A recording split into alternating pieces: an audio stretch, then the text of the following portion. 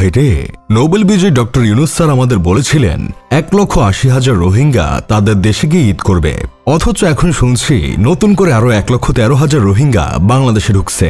এইভাবে যদি চলতে থাকে তাহলে কয়েকদিন পর দেখা যাবে রোহিঙ্গা তাদের নিজের স্বাধীনতার জন্য আন্দোলন করবে। তাদের সেই আন্দোলনে সার্বিকভাবে সহায়তা করবে পাশের দেশের ভারতের দাদারা। দিন শেষে দেখা যাবে আমাদের দেশ থেকে আমাদেরকেই বের করে দিবে রোহিঙ্গারা। রোহিঙ্গাদের জন্য আলাদা ক্যাম্প থাকলে কি হবে? রোহিঙ্গারা পুরো বাংলাদেশ জুড়ে ছড়িয়ে ছিটিয়ে আছে।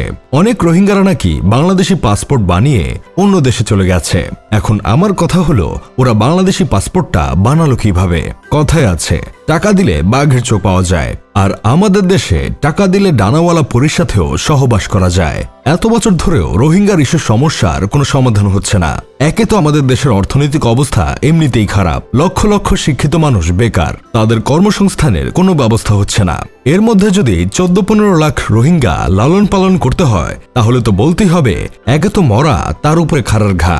মানলাম বাহির থেকে রোহিঙ্গাদের জন্য প্রচুর ডোনেশন আসে, কিন্তু এইভাবে কতদিন ভাই? দিনের পর দিন, বছরের পর বছর তো চলে যাচ্ছে, অথচ এই সমস্যার সমাধান হচ্ছে না। বাংলাদেশে প্রতি বছর গড়ে 30,000 রোহিঙ্গা শিশু জন্মগ্রহণ করছে। এই গড় আরো বাড়বে।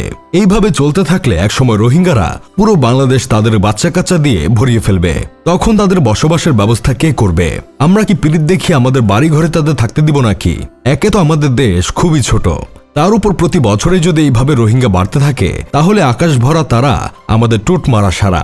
এইসব দেখে আমার বন্ধু কেরামত বলতেছে 2 দিন পর আমাদের দেশ রোহিঙ্গারা এমনিতেই দখল করবে। তার চেয়ে বরং আমাদের আগে ভাগেই মিয়ানমার পাঠিয়ে দেওয়া হোক, আমরা সেখানে আগে থেকেই বসবাস শুরু করি। 2 দিন পর রোহিঙ্গাদের থেকে লাথি খেয়ে বিদায় হওয়ার চেয়ে সম্মান নিয়ে আগে ভাগেই বিদায় নেওয়া ভালো। কক্সবাজারে অফিসিয়ালি 12 লাখ রোহিঙ্গাকে আশ্রয় দেওয়া হয়েছে, কিন্তু তাদের সংখ্যা আরো কয়েক লাখ বেশি। মাদক ব্যবসা, দেহ ব্যবসা, চুরি, ছিনতাই আরো নানা অপকর্ম রোহিঙ্গারা করছে।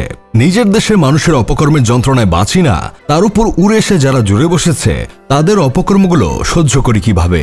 এই যে ভোটার তালিকা তৈরি হচ্ছে, সেখানে যে কত রোহিঙ্গা ঢুকে পড়ে বাংলাদেশের নাগরিক হয়ে যাবে তার কোনো হিসাব নাই, কারণ আমাদের দেশে টাকা দিলে সবই সম্ভব। কয়েকদিন আগে দেখলাম নীলফামারীতে 19 জন রোহিঙ্গা ভোটার পাওয়া গেছে। কক্সবাজারে কড়াকড়ি দেখে তারা নীলফামারী গিয়ে ভুয়া সার্টিফিকেট নিয়ে তারা ভোটার হয়ে গিয়েছিল। তাছাড়া প্রতি বছর যে রোহিঙ্গারা বাংলাদেশে ঢুকছে সেটা কি এমনি এমনি ঢুকছে? সীমান্তে দুর্নীতি হচ্ছে বলেই তারা ঢুকতে পারছে। রোহিঙ্গা ক্যাম্পের ভিতর রোহিঙ্গারা গোপনে নির্বাচন করে, প্রতিটা ক্যাম্পের ভিতর তারা প্রতিনিধি দলনেতা তৈরি করে। এটা যে শুধু ক্যাম্পের ভিতর সীমাবদ্ধ থাকবে, বাহিরে আসবে না, তার কি গ্যারান্টি আছে? রোহিঙ্গা ইস্যু নিয়ে কিছু বললেই আপনারা গালাগালি করে আমার 14 গোষ্ঠী সাবান বাদেই ধুয়ে ফেলেন। কমেন্ট বক্স আবেগের ঠেলায় ভাসিয়ে নিয়ে যান। ফেসবুক পেজ, ইউটিউব চ্যানেল খেয়ে দিবার হুমকি দেন, অথচ এটা বুঝতে চান না বেশি পিড়িতে পেট বাঁধে। আমার ক্ষমতা আছে 5 জনের খাওয়া দাওয়ার ব্যবস্থা করা। এখন যদি 3 জন অতিথি আমার বাসায় বছরের পর বছর থাকা শুরু করে তাহলে তো আমার জন্য অসুবিধা। প্রতিবেশীরা কয়দিন আর খাওয়াবে? যাই হোক, শেষমেশ আমি গোলাম হোসেন একটা কাজের কথা কই। ডক্টর ইউনুস স্যারের কাছে অনুরোধ থাকবে রোহিঙ্গার ইস্যুর যেন একটা সুষ্ঠু সমাধান হয়। রোহিঙ্গাদের তাদের নিজেদের দেশে ফেরানোর জন্য যা যা ব্যবস্থা গ্রহণ করা দরকার সবগুলো যেন তাড়াতাড়ি করা হয়। তা না হলে আমরা যারা বাংলাদেশি আছি তাদের কপাল বরাবর ইউরোপের ভিসা ছুঁড়া মারেন, আমরা ইউরোপ চলে যাই।